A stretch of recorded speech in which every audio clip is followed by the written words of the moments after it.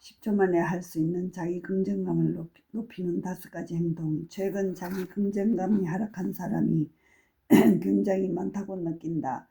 불안을 느끼는 일이 증가했을 뿐만 아니라 현실 공간에서 다른 사람과 교류할 기회가 급격하게 감소하면서 다른 사람에게 칭찬이나 감사를 받을 기회가 줄어들고 있기 때문이다. 이러한 생활의 변화는 자기 긍정감을 높일 수 있는 기회를 빼앗는다. 당연한 말이지만 낮은 자기 긍정감은 행동할 의욕을 잃게 만든다. 지금부터 10초 안에 할 수 있는 자기 긍정감을 높이기 위한 5가지 방법을 소개한다. 자신에게 적절할 때는 알아라며 추임새를 넣는다. 방법 1. 자신에게 지적할 때는 알아차리며 추임새를 넣는다. 이 방법은 자기를 부정하는 버릇이 있는 사람에게 효과적이다. 스스로를 지적하고 있는 자신의 모습을 발견했다면 추임새를 넣듯 마음속으로 알아라고 되낸다. 그러면 조금은 편안한 기분이 들 것이다. 방법 2. 인정받고 싶을 때는 열심히 하고 있어 라며 스스로 어깨를 토닥여준다. 저 사람에게 인정받고 싶어. 나 나름대로 열심히 하고 있다는 것을 인정받고 싶어 라는 생각이 강한 동기부여가 되는 경우도 있다. 하지만 자신의 평가를 다른 사람에게 맡기면 인정받지 못했을 때 자기 긍정감이 하락하고 간다.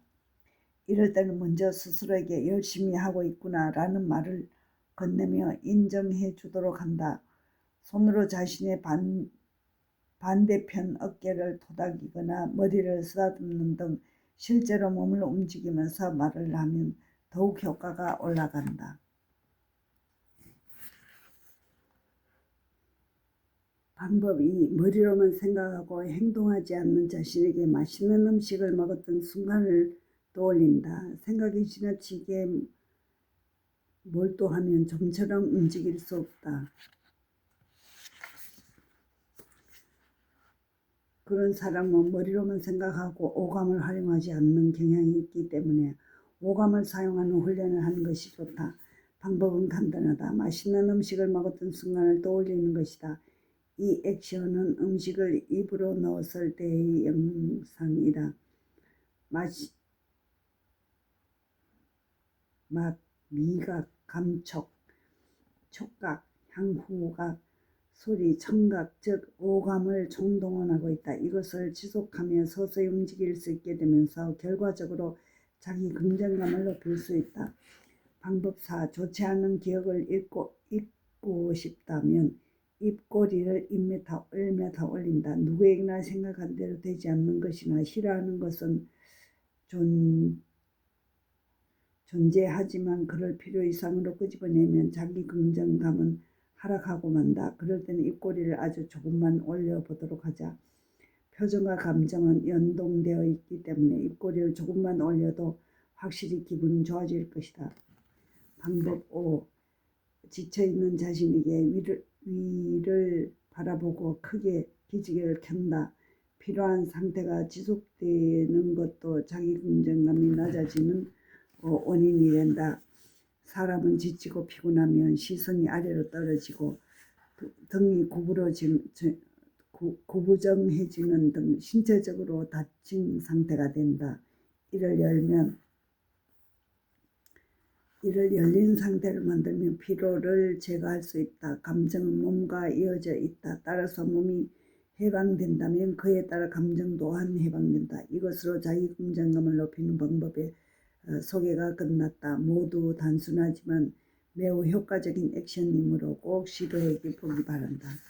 바빠서 움직일 수 없다는 핑계가 사라진다. 행동력을 익히기 위한 중요한 요소 중 하나로 시간관리가 있다. 왜 시간관리가 필요할까? 왜냐하면 무언가를 해도 하지 않는다고 해도 우리는 시간을 기초자원으로 행동하기 때문이다. 당연한 말이지만 우리는 시간을 연장하거나 단축할 수 없다. 사람은 살아있는 동안 매일 하루 24시간 즉 시간을 가동으로 부여받는다.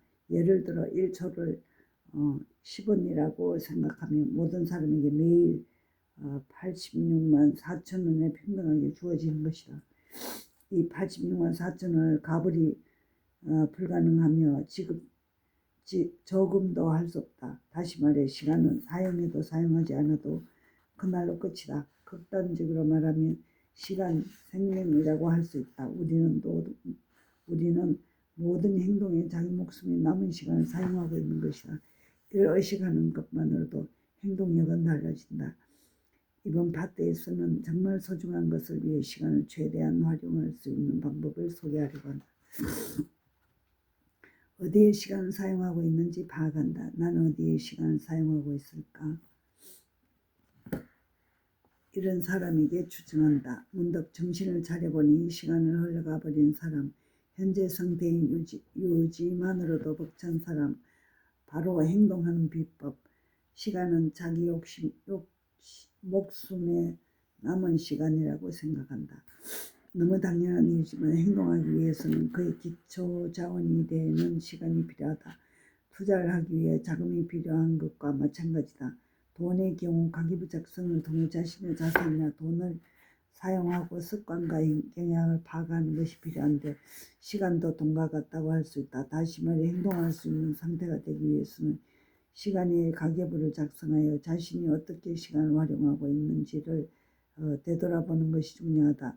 시간 가계부의 작성이라고 말은 하지만 어렵게 생각할 필요는 없다. 바로 최근 일주일 동안 자신이 시간을 사용한 내역을 투자, 소비, 낭비 세 가지로 분류하고 대략적인 시간을 갖는 것뿐이다.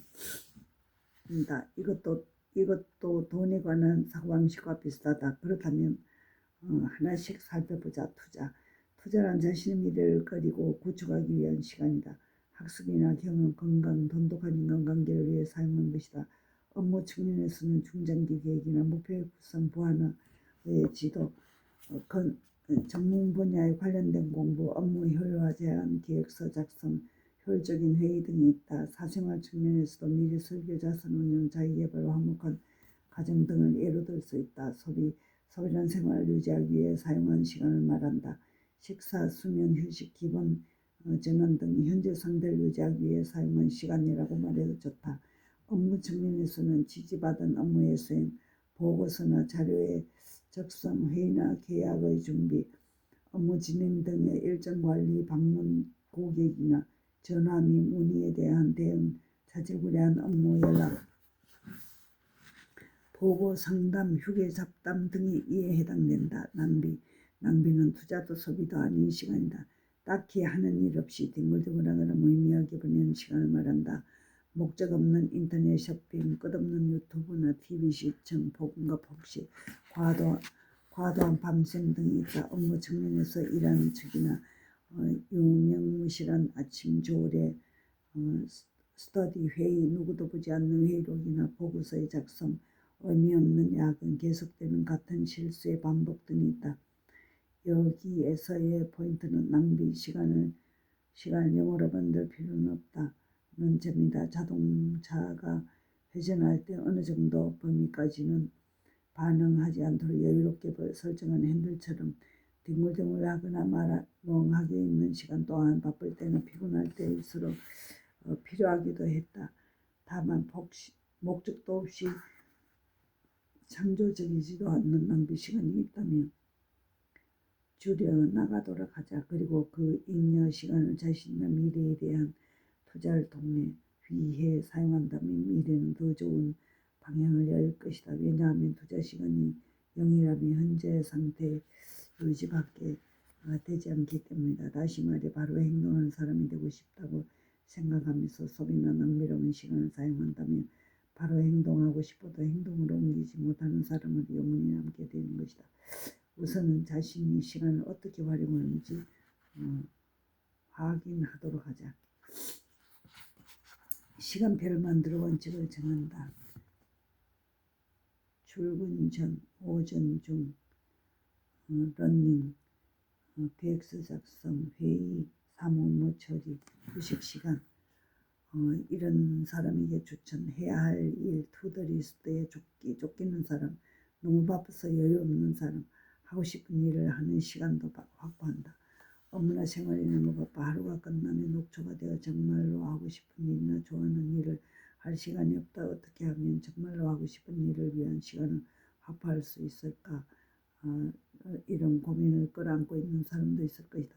새로운 도전을 하고 싶어도 시간과 에너지가 없다. 누구나 하루에 과제나 해야 할 일에 쫓긴다면 피폐해지기 마련이다. 업무에서도 사생활에서 누가 시켜서 하는 느낌이나 의무감으로 움직인다면 더욱 심하게 소모하게 된다. 하지만 같은 일을 하더라도 시간을 아끼는 방법을 고민한다면 꽤 많이 달라진다. 여기에 효과적인 방법이 바로 시간표다. 여기서 말하는 시간표는 학교 시간표보다 더